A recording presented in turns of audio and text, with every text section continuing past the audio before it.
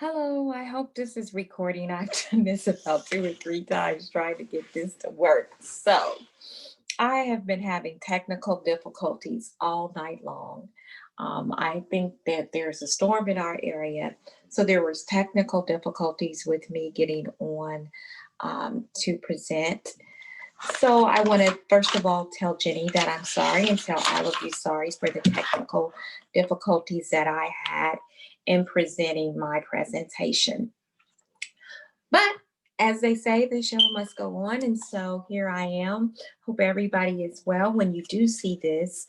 To let you know, my name is Linda McDowell. I am an end of life doula and a hospice nurse. And I've been a hospice nurse for 25 plus years and an end of life doula probably about 5.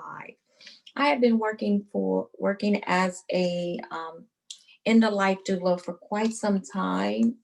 Um, Before I found out about end of life doulas. And once I found out about them and what they do, I was so interested. So I took a course with the University of Vermont, which was an awesome course. And I learned a lot of valuable information, even at that time, after being a hospice nurse for about 20 years.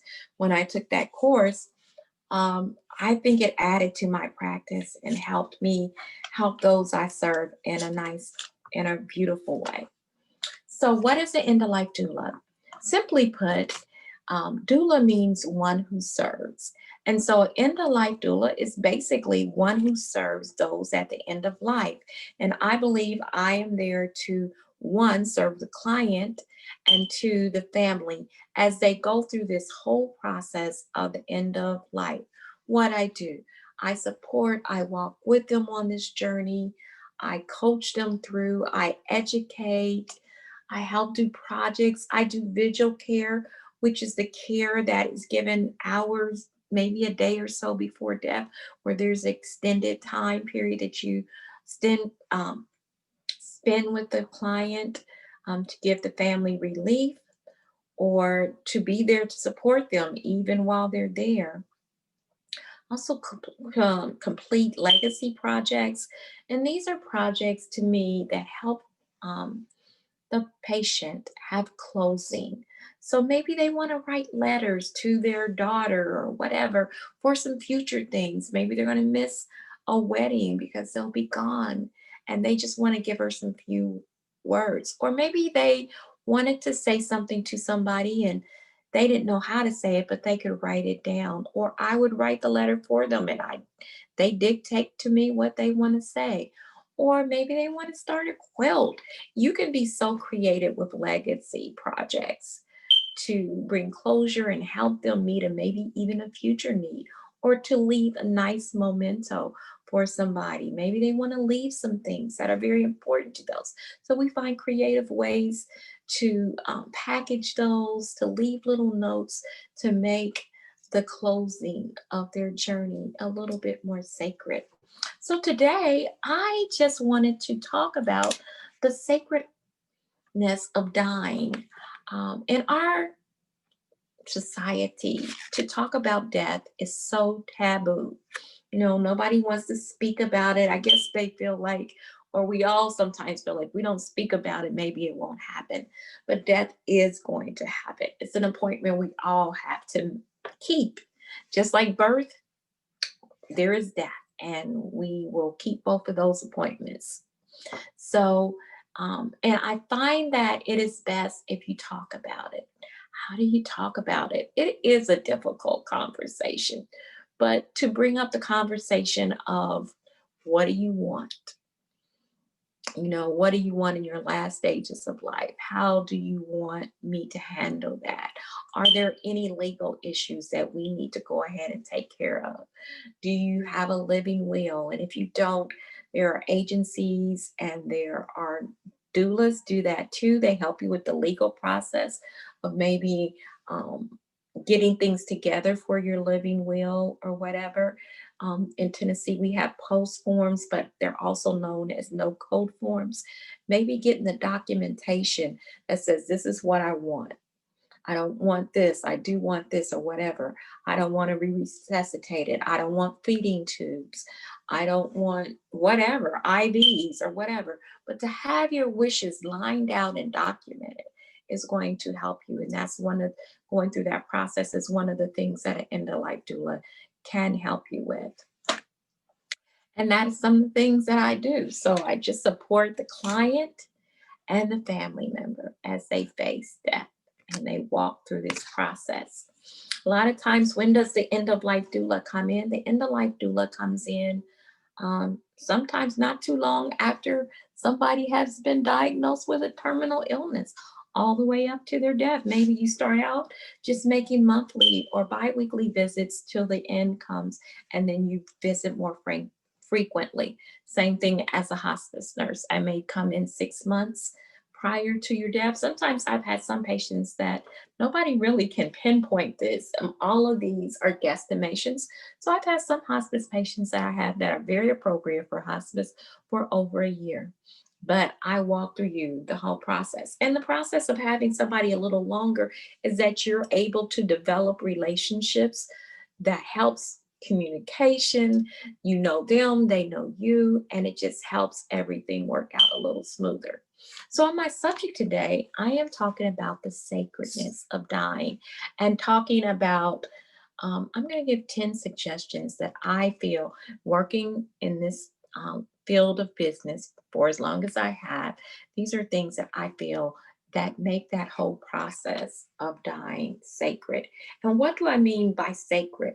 I'm just saying this is what makes it honors the person that is dying, that is respectful of their rights and their wishes, and really it makes the focus on them and what they want. That's what makes it sacred. So, my number one thing is honesty.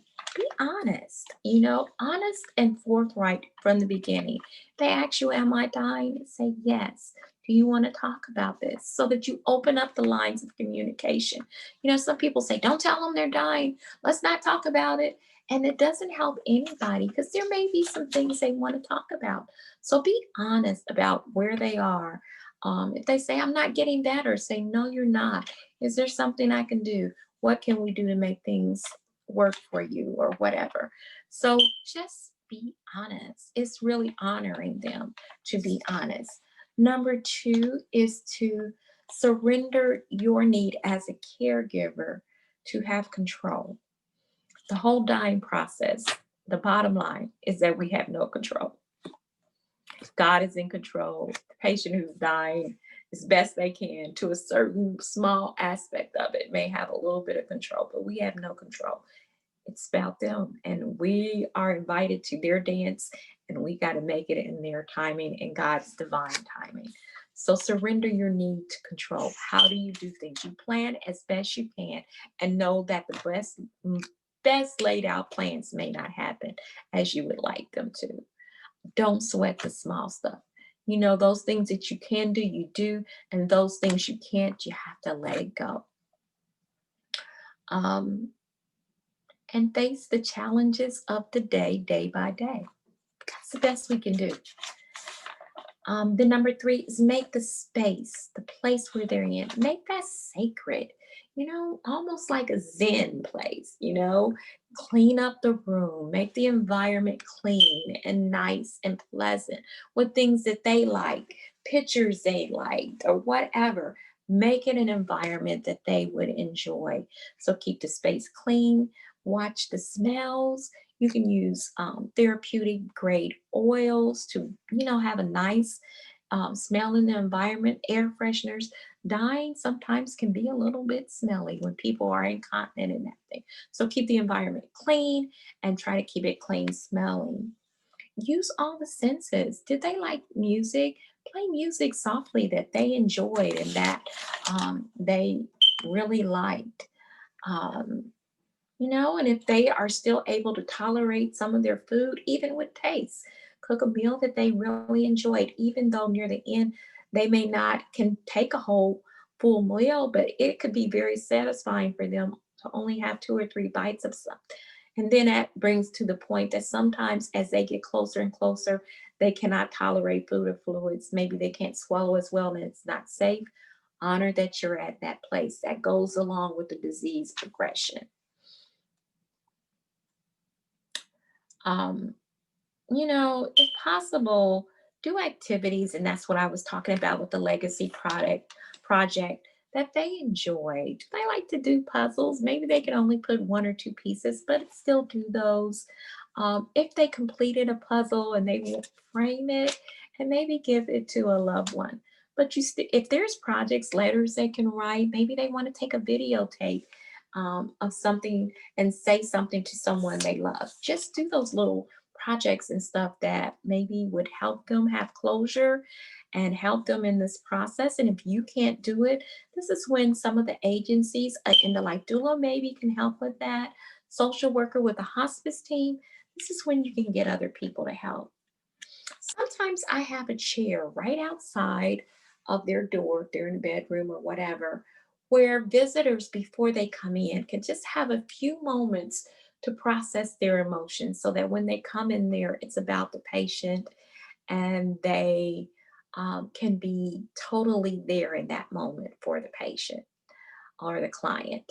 So that helps. And this is a good time for family members because trust me, in the 25 years that I've done this, I've seen family members that had tension among themselves, get in arguments and all of this. And this is not the time for that.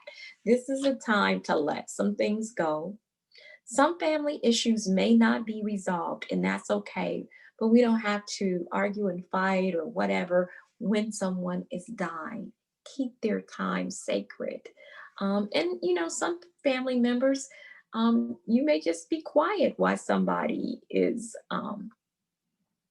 passing because maybe you don't have enough nothing to say to another family member. That's okay too, you know.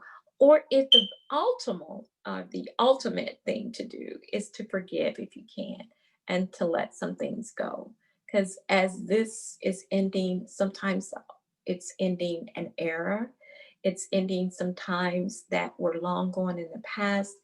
And some things can be forgiven, and if they can, it is best to do that.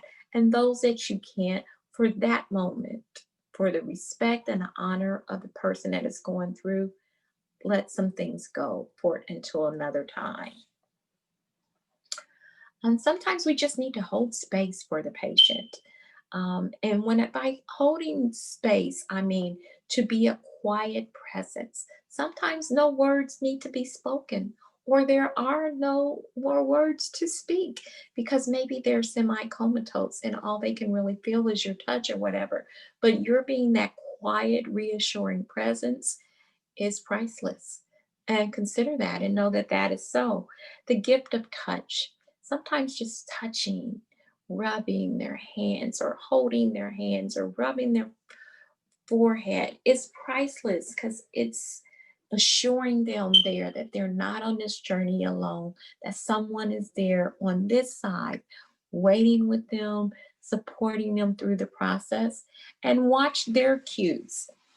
Sometimes people have what we call terminal restlessness, and this is when they get very restless, agitated, and so forth, right? Sometimes up to 2 weeks before they pass. And sometimes they just can't, they're hypersensitive and can't stand the touch. If you notice that when you touch or, hold them, that they get more agitated, back off. It may not be that way all the time, but at that moment, that's how it is, and that's okay. Let it go and then maybe try again later. But touch can also be reassuring. I do feel like that is one of the best gifts family members can give each other is that reassuring, calming touch. Sometimes it's better than pain medicine. Allow space for open communication. Don't cut them off when they say, hey, that time I did so and so, I want you to forgive me, or I did this.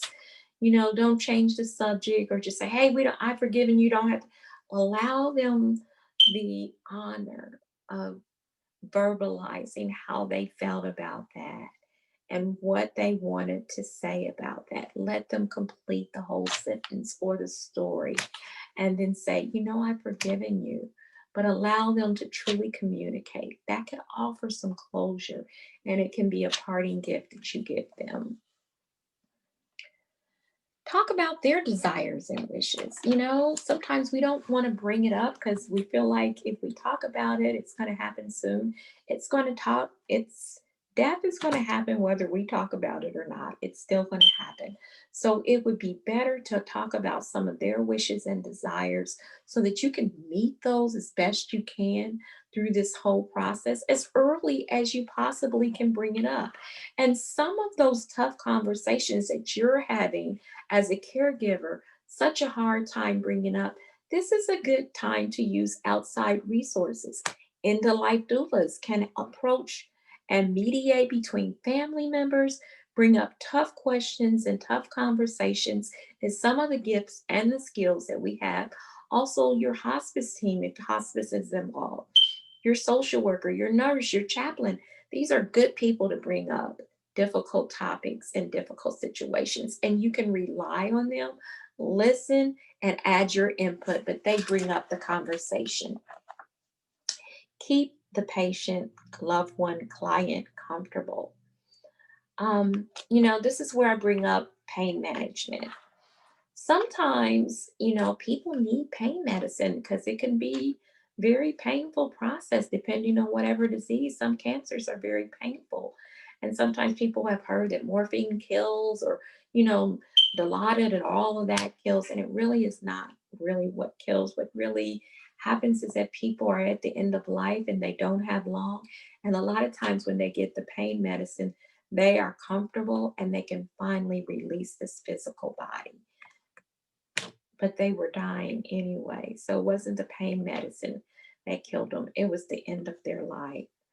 Um, and keeping them comfortable is a gift you can give them. Nobody wants to lay on their last hours, days in pain.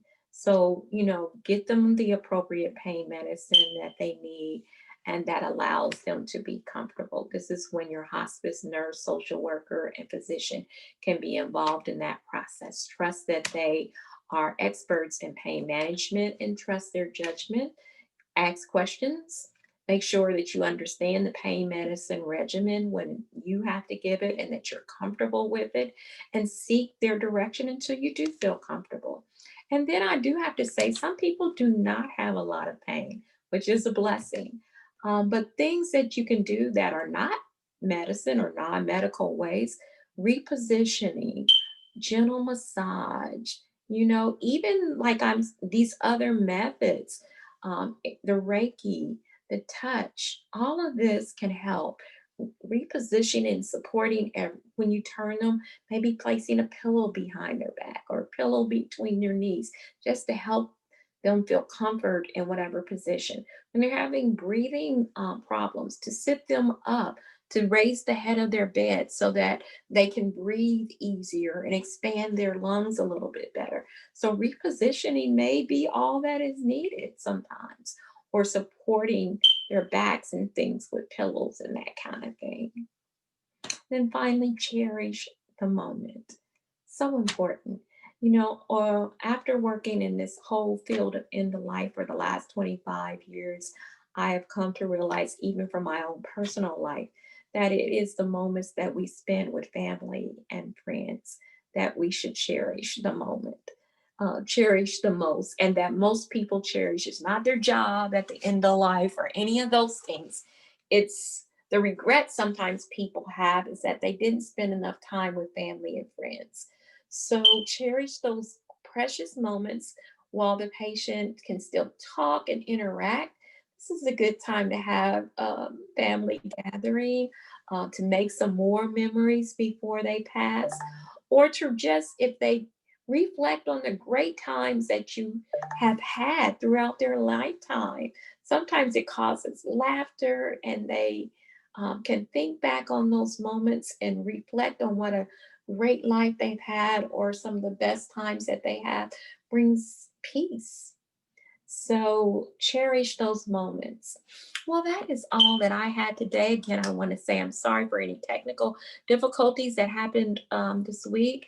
and especially with my video. And then I also want to thank Jenny for having this summit, asking me to be a presenter. I think that we had said that maybe that you guys would see this at a later time and that we would maybe have a watch party with it.